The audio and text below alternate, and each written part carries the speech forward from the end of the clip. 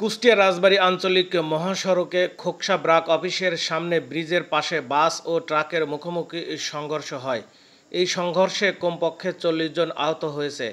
আশঙ্কাজনক অবস্থায় ৮ জনকে কুষ্টিয়া সদর হাসপাতালে রেফার করা হয়েছে। শনিবার ৩১ মে সকাল ১০টার দিকে রাজবাড়ী থেকে কুষ্টিয়াগামী একটি ট্রাকের সাথে কুষ্টিয়া থেকে রাজবাড়ীগামী পরিবহন বাস মুখোমুখি সংঘর্ষ হয়। আর এই সংঘর্ষের কারণে বাসটি ব্রিজের নিচে পড়ে যায়। এতে কমপক্ষে ৪০ জন বাসের যাত্রী আহত হয়।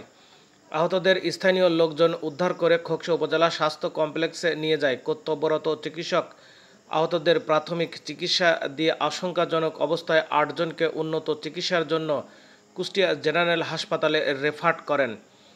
প্রত্যক্ষদর্শীরা জানান, দুটি গাড়ি দ্রুত গতিতে চলছিল। বিপরীত দিক থেকে আসা বাস ও ট্রাকটি মুখোমুখি সংঘর্ষ হয়। সংঘর্ষে বিকট শব্দ হলে আশেপাশের লোকজন দ্রুত ঘটনাস্থলে ছুটে আসেন এবং আহতদেরকে উদ্ধার করেন। এই ঘটনার খবর পেয়ে কুষ্টিয়া হাইওয়ে পুলিশ ও খোকসা থানা পুলিশ, সেই সাথে ফায়ার সার্ভিসের একটি টিম দ্রুত ঘটনাস্থলে পৌঁছে উদ্ধার কাজ পরিচালনা করেন। গ্রাম কোন থানা? কি হয়েছিল?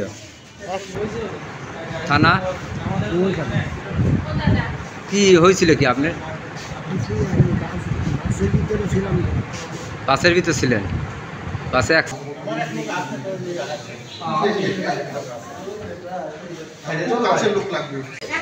যখন ওই ব্রিজের কাছে, ব্রিজ জায়গার নাম জানি না এখন, ব্রিজের কাছে যখন যায় তখন উল্টো পাশ থেকে একটা ট্রাক এসে ধাক্কা মারলি গাড়ি চলে যায় খালের মধ্যে।